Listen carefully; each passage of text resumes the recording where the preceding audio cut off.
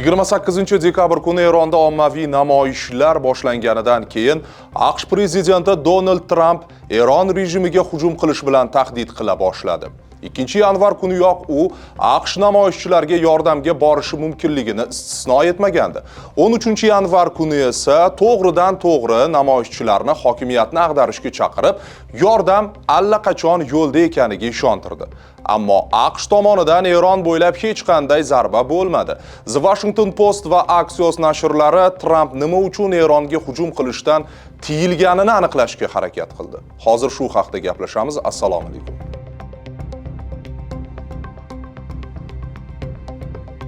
Tramp 2-yanvar kuniyoq Erondagi vaziyatga aralashishi bilan tahdid qilgan. Agar Eron o'z odatiga ko'ra namoyishchilarni o'qqa tutadigan va ularni shafqatsizlik bilan o'ldiradigan bo'lsa, AQSh ularga yordamga borishi bilan tahdid qilgandi. Ammo uning ma'muriyati o'sha vaqtda namoyishchilarni Oyatulloh rejimiga jiddiy tahdid sifatida ko'rmagan. Amerika razvedkasi avval boshdan ko'chalardagi chiqishlarni yetarli darajada g'ayratli emas deb baholagandi. Lekin bu baho 8-yanvarga kelib o'zgaradi. Bu vaqtda Erondagi namoyishchilar faolligi keskin ko'tarilgan edi. 9-yanvar kuni Oq uyda AQShning Erondagi norozilik namoyishlariga ehtimoliy reaksiyasi bo'yicha yuqori darajadagi ilk yig'ilish bo'lib o'tadi.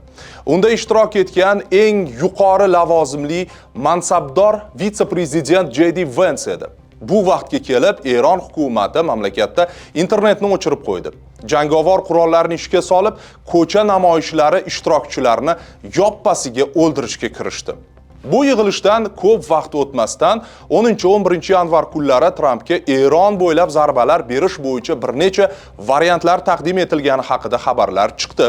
Xuddi shu vaqtda Eron tashqi ishlar vaziri Abbos Araqchi vaziyatni yumshatish uchun Amerika prezidenti maxsus vakili Steve Witkoff bilan bog'landi.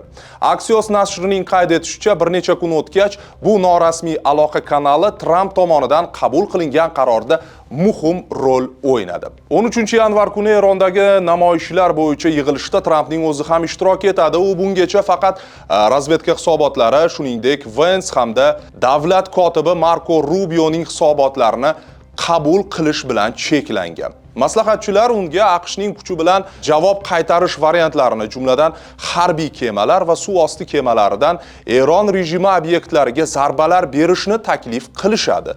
Tramp ehtimoliy hujumga tayyorgarlik jarayonini oxiriga yetkazishni talab qiladi, ammo bu haqda aniq buyruq bermaydi. 14-yanvar kuni Oq uyda ham, Yaqin Sharqda ham Tramp hujumi haqida buyruq berishini kutib turishgandi. Shu vaqtda Eron o'z osmonini yopadi. AQShning Yaqin Sharqdagi asosiy harbiy bazasidagi xodimlarni evakuatsiya qilish boshlanadi.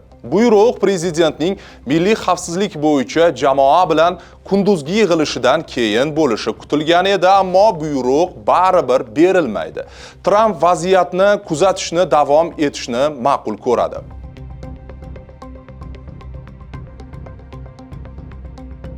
The Washington Post ma'lumotiga ko'ra 14-yanvarda barcha Eron bo'ylab zarba berishni boshlashga buyruqni kutib turganida Witkoff Trampga Eron hukumatining sulh taklifini yetkazadi. Tehrondagilar amerikaliklar hujumining oldini olish uchun namoyishchilarni yoppasiga qatl etish rejasini bekor qilishga tayyorligini bildirgandi. Shu kuni kechqurun Tramp jurnalistlarning Eron rejimiga nisbatan tahdidlari nega amalga oshmagani haqida savollarga javob bera turib, u yerda rejalashtirilgan qatllar bekor qilinganini ma'lum qiladi. Ammo uni Eronga zarba berishdan voz kechishga majbur qilgan boshqa pragmatik sabablar ham bor edi. O'sha kuni 14-yanvarda Tramp Isroil bosh vaziri Benyamin Netanyahu bilan qo'ng'iroqlashadi. U Isroil 2025-yil yozida Eron bilan bo'lib o'tgan 12 kunlik urushdan keyin o'z resurslarini hali tiklab olmagani va Tehron tomonidan Washingtonning hujumiga bo'ladigan javobga tayyor emasligidan ogohlantiradi. AQShning Yaqin Sharqdagi boshqa ittifoqchilari Saudiya Arabistoni, Qatar va Misr ham bu borada o'z xavotirlarini bildirishgan. Ular butun mintaqada beqarorlik yuzaga kelmasligi uchun Oq uyni Eronga qarshi harbiy harakatlardan qochishga chaqirishgan.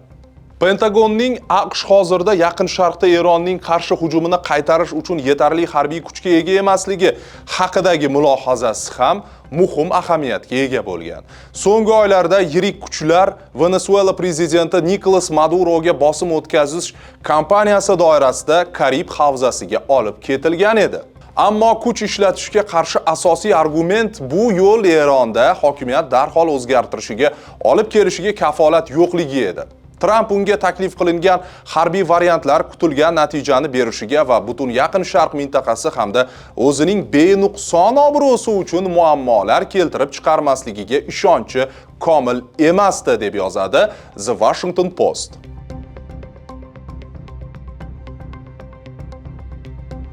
Trump hozircha Eron bo'ylab zarba berishdan tiyilmoqda, ammo bu variant hali ham istisno qilinmaydi.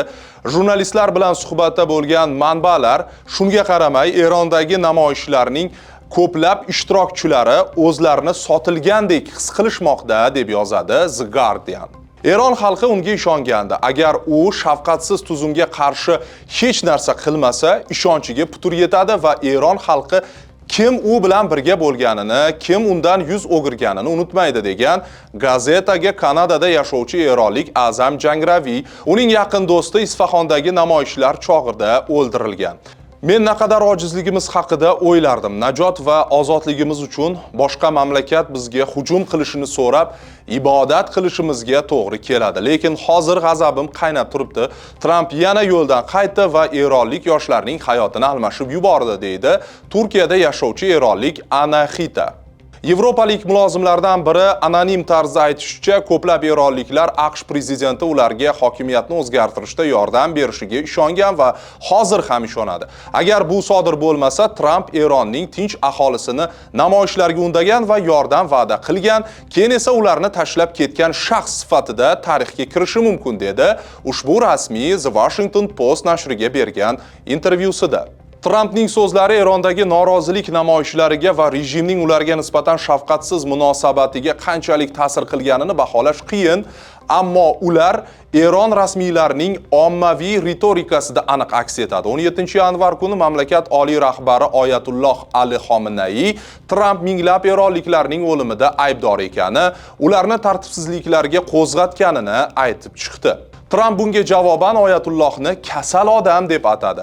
Mamlakat juda past darajada bo'lsa ham o'z funksiyalarini bajarishda davom etishi uchun rahbariyat nazoratni saqlab qolish maqsadida minglab odamlarni o'ldirishi emas, balki to'g'ri boshqaruvga e'tibor qaratish kerak, dedi u Xomeneini nazarda tutgan holda. Eronlik huquq himoyachilarining so'nggi ma'lumotlariga ko'ra, Erondagi norozilik namoyishlari chog'ida kamida 3900 kishi halok bo'lgan. 19-yanvar kuni eronlik rasmiylardan biri ommaviy axborot vositalariga anonim tarzda kamida 5000 kishi halok bo'lganini tasdiqladi.